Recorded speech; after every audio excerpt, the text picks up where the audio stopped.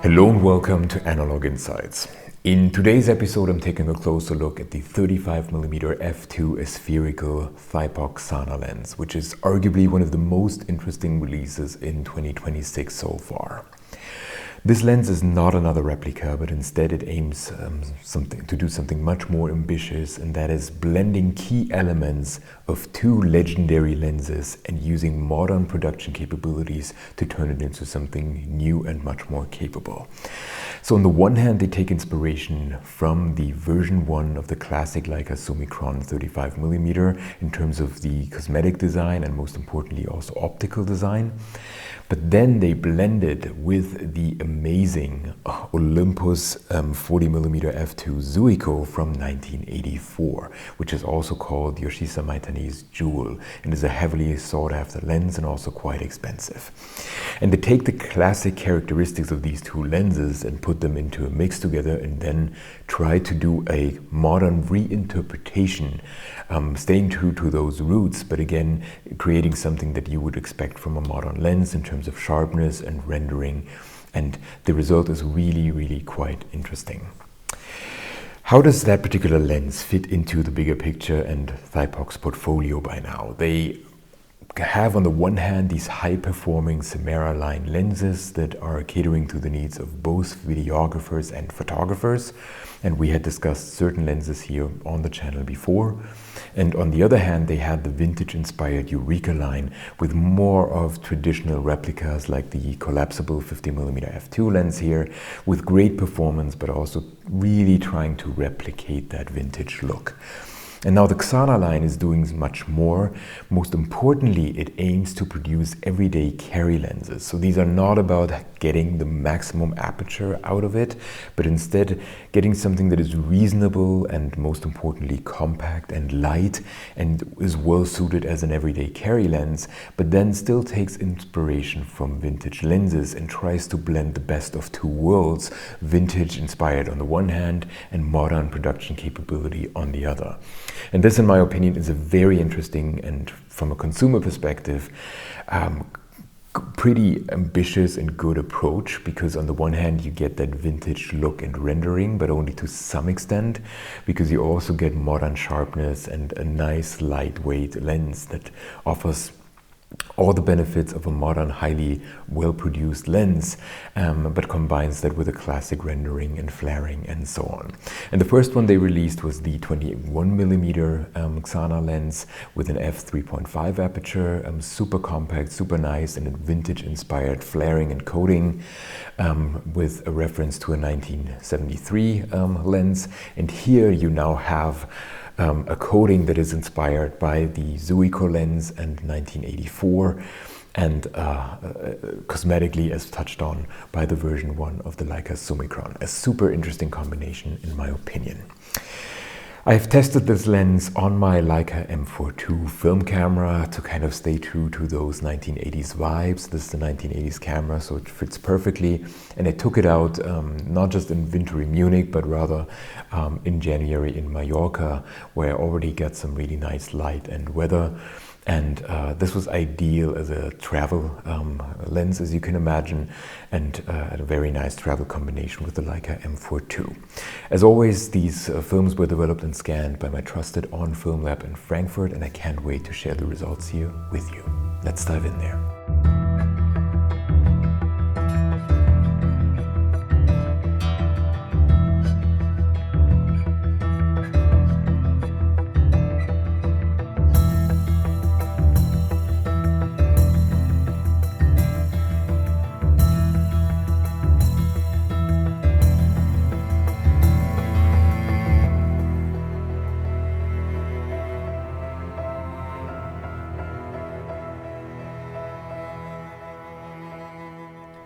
The 35mm f2 Ksana lens is a brass construction and weighs only 198 grams.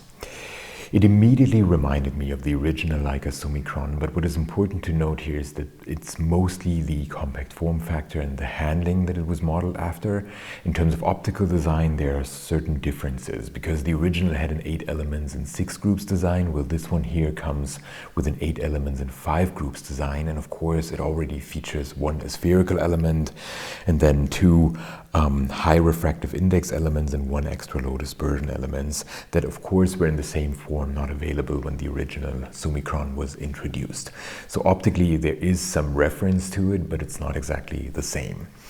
And then this is here combined with a very nice classic 1980s focusing tab on the lens, which I love about my Summicron 50mm V4, as you know, from a similar time frame and era.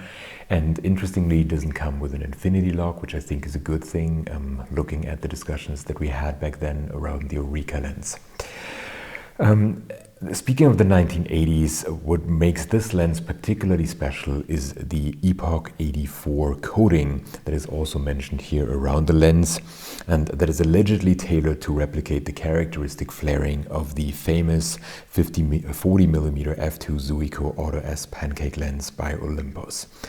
This is a very nice touch in my opinion, and you can immediately feel that there were true fans active here in the background, because those in the know, all the Olympus OM shooters out there know that this is a particularly interesting lens that Yoshisa Maitane famously tried to produce as a compact 40mm consumer lens for the very compact OM system.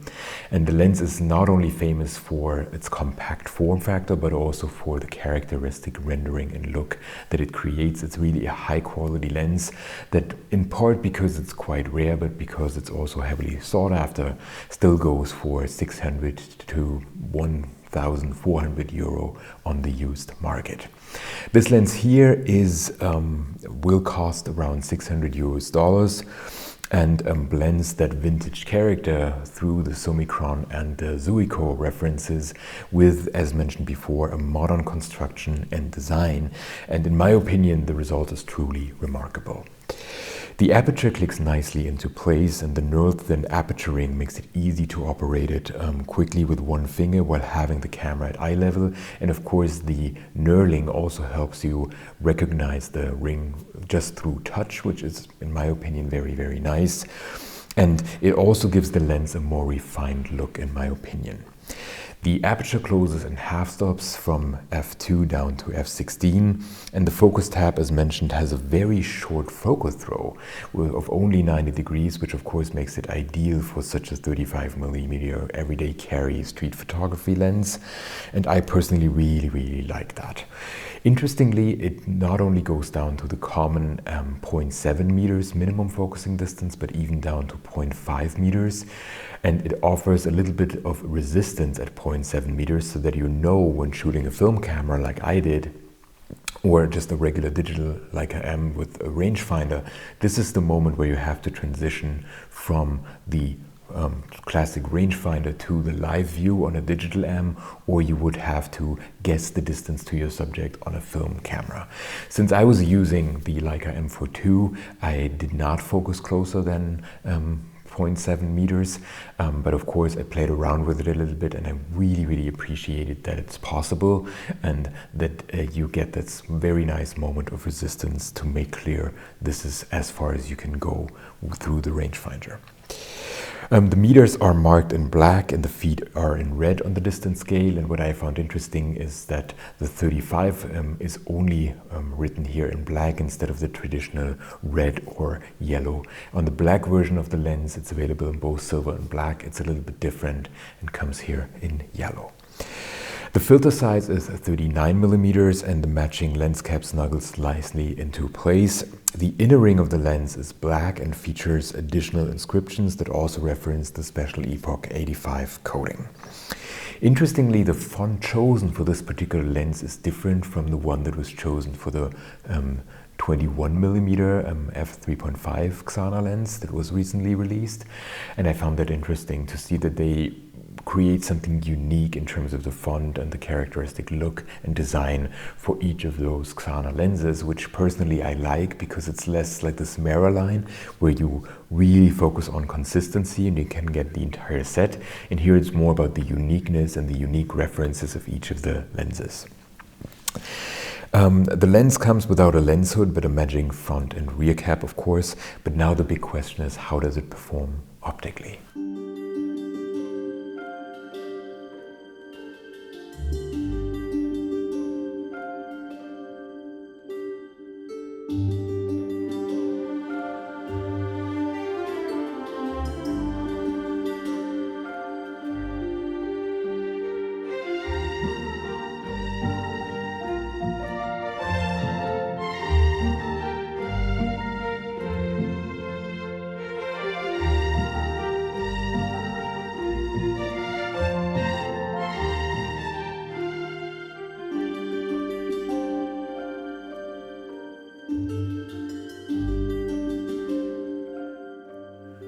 So what about the optical performance and results? In my opinion, this lens produces marvelous results that I really, really like. You get sharpness across the entire frame without any kind of corner fall off. You have beautiful foreground and background transitions. The in-focus elements really stand out. Of course, they can be easily isolated when shooting wide open at f2, but even when stopping down at f5.6 and beyond, you still have that effect. You also get sharpness across the entire frame, even at f2, but once you stop down, it even improves. There is, of course, a sweet spot at f5.6, I would say, f8, but across the board you get really nice sharpness, and you don't have the typical vintage effect where you see it kind of deteriorating at certain apertures. I didn't notice that. I also didn't notice any visible barrel distortion with this lens. It is really well suited for capturing everyday situations and travel images like I did here on Mallorca. Personally, I found the bokeh particularly pleasing, and I was honestly surprised by that. It's really, really beautiful, and you see how much love and care went into producing a particularly nice bokeh. Of course, when shooting wide open at f2, but even when stopping down, you still get a nice transition here and a beautiful background bokeh that draws you into the images and gives them a lot of vintage character without creating something that overtakes the images, if you know what I'm referring to. Sometimes the bokeh is the only thing and the only character that a lens has. And here you have a lot of other components that are balancing it out and giving it a very nice, refined, well-corrected look. There was hardly any ghosting in my images, even when pointing the lens directly into the sun. Of course, it did create some flaring, just like it aspires to, with the 40mm Zuiko inspired 1984 coating here. There was some flaring that I particularly liked when shooting color film. I think it really got the most out of the lens here. Some beautiful treatment of the highlight areas. Really, really nice. And especially on color film, I really liked it. But in my opinion, the lens also works remarkably well when shooting black and white images, like I did here of the boats in the harbor, for instance. You can really see how it brings out both the highlights and the darker areas, the shadow in your frame, how you see a lot of micro contrast and high sharpness in the details of those boats here. And to me, this lens is just a very, very nice, well-corrected, sharp lens with a lot of vintage-inspired character. So for me, it was blending the best of two worlds. If you know what I'm referring to, on the one hand, you get that vintage character without being a true replica with all the quirks and downsides that this sometimes comes with. And it's truly a modern, capable lens, highly well produced, great rendering, great modern characteristics to some extent, but also some nod to vintage characteristics and to specific references that it certainly lives up to. So for me, this is a wonderful creation, and it nicely complements the Thypoch portfolio with that Ksana line. And to me, it's a great value proposition. And what I particularly liked, as touched on before, is that it's not just trying to replicate something, but tries to create something new and modern as well.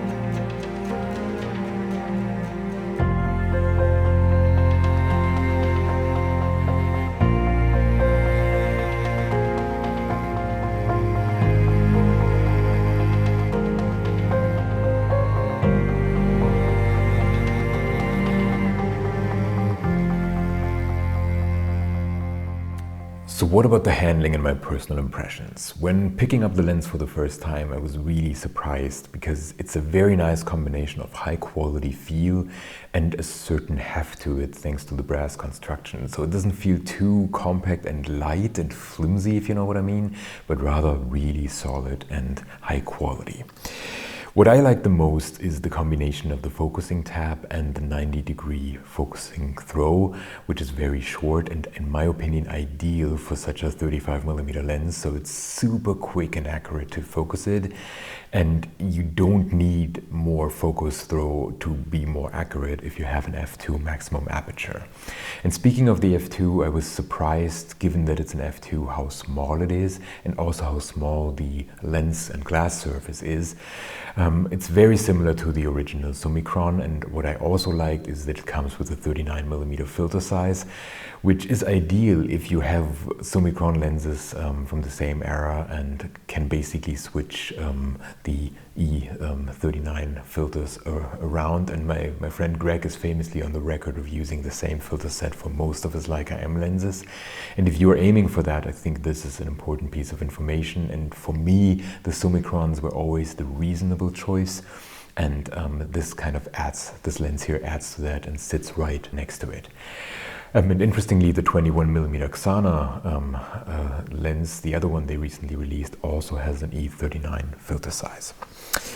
The inscriptions are well made and have a high contrast and good readability here on my silver brass version, in my opinion. I particularly like the font choice, as it gives the numbers a modern and constructed feel. As touched on, the font here is uniquely chosen for this particular lens and is different to the Samara line, the Eureka line, and also the other Ksana lens that already exists, and I personally appreciate that. As touched on, the meters are marked in black and the feet in red, and a thing that felt a bit too subtle at first was the 35 here in black, but I've come around on that. For some reason it bothered me at first, but now I really like that it's a bit more quiet. On the black version it's different. It comes with a classic yellow, and also all the inscriptions, the highlights are in yellow, but I've only seen the black version in the pictures, so just like you, I can only just judge it based on that. But the silver version is really, really nice, and Thypoch explained to me that they also put quite some effort in the silver surface here, and that it's a different one to the other lenses that they have produced in the past. And this you can really feel. It has a very refined and nice look to it. And apparently they did put a similar effort into the black paint version that has a unique look in comparison to other black Samara lenses that they had created in the past. On my Leica M4 II, the silver lens here creates a beautiful reverse panda vibe that I personally really, really like. It stands out nicely. And at first I didn't like the black inner ring of the lens and kind of wished for it to be silver. But again, that kind of grew on me, and over time I thought it's actually better like that, because of course it gives the font in there a higher contrast and legibility as a result of that, and it also matches nicely to the black camera. So I'm not so sure how I would like it on a Chrome M3 or M2 or so, but on that particular camera it really, really looks nice and makes the kind of silver parts of the lens stand out nicely. I'm not a fan of the Epoch 85 coating being mentioned so prominently, but again, this is a matter of personal taste. The lens cap snuggles nicely onto the lens, and again, personally, I'm not such a big fan of the big Thypoch branding on that particular lens cap. It's a beautiful lens cap. It has in the inner side some soft coverage to make sure that you don't get any scratches on your lens, and this works nicely as well. But again, the Thypoch branding is a bit too prominent for my taste, but again, personal taste. In sum, it's very hard to find anything to complain about this lens. You get a lot of value for the $600 roughly that you're paying for this lens here. In my opinion, it puts Thypoch in quite a competitive field when you look at the Voigtländer alternatives, the Carl Zeiss traditional alternatives, and of course also at the Leica alternatives. Most recently, of course, there's an Optilux, the classic Summilux, but also the traditional Summicron that is still available in different versions. And if you look at that portfolio of Leica M lenses available, in my opinion, hands down, this is the best lens that you can choose right now. You do get some vintage inspired character in there, but you also get a very sharp, high performing modern lens for the money. And it's very hard to beat in my opinion, and in terms of handling, I love using it. It's such a nice lens, and in my opinion it can be your only 35mm lens for the Leica M mount.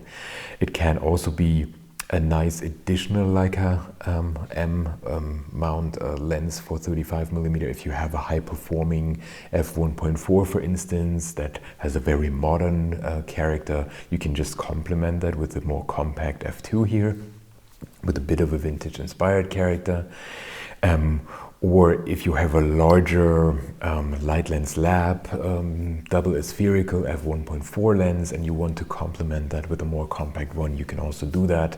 Or if you're like me and you are more of a 50mm shooter and have all sorts of 50mm lenses in different sizes, then in my opinion this is one of the best 35mm lenses that you can choose if you don't want to break the bank and 35mm is not your favorite focal length.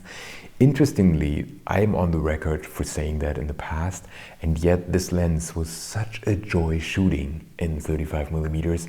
And I think the most important reason is how nicely the aperture clicks into place and how much fun it was shooting it, but most importantly that focusing tab that I just felt at home with immediately, coming from a 50mm Summicron V4. As you know, this was a perfect setup for me that I really enjoyed shooting. So in my opinion this is a perfect mixture. It focuses down to 0.5 meters and I didn't miss the additional stop, so f2 is perfectly fine for my photography in almost all cases. So fantastic lens, and in my opinion Thypoch really nailed it with this one.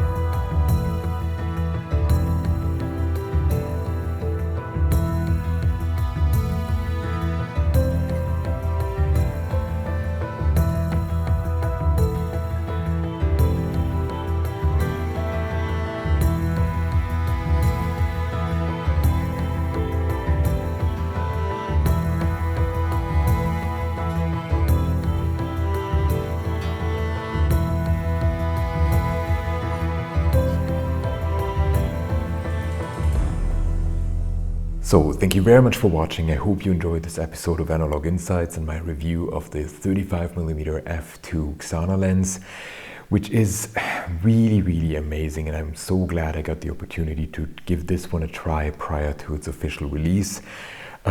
I was honestly looking at vintage 35mm lenses like the Summicron Lights lens, the traditional one f2.8, or the traditional classic Leica Summicron, and I'm so glad that I got the opportunity to try this lens, because for me it checks all my boxes and everything that is important to me.